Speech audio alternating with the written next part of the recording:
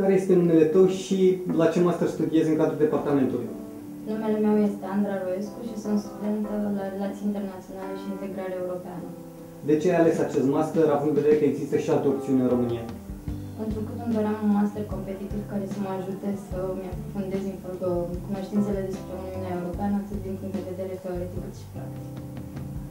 Care sunt avantajele pe care un student la departament le are?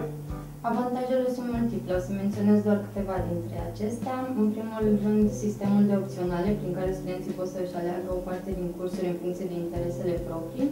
Faptul că profesorii care predau aici sunt atât personalități din cadrul mediului academic, dar și profesioniști în domeniu.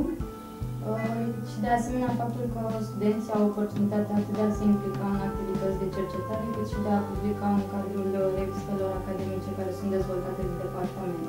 Și în ultimul rând aș mai menționa și un aspect de ordin administrativ, care mi se pare însă foarte important, comunicarea excelentă care se face cu secretariatul atât față în față cât și prin intermediul video-ului. Ce-ți place cel mai mult la departament? Dincolo de aspectele instituționale pe care le-am menționat deja, aici aș insista pe partea interumană și aș spune că atmosfera care există în interiorul departamentului este una propice învățării și dezvoltării personale a studenților. Și un mesaj final pentru eventuali studenți la departament?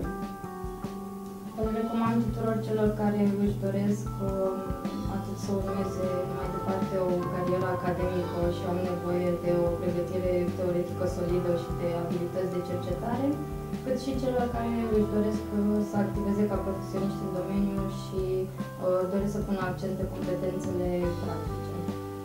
Și aș mai spune faptul că pregătirea din cadrul departamentului oferă foarte multe oportunități de angajare ulterior în mai multe tipuri de instituții, de la ministere, organizații internaționale, administrația europeană, partide și așa mai departe.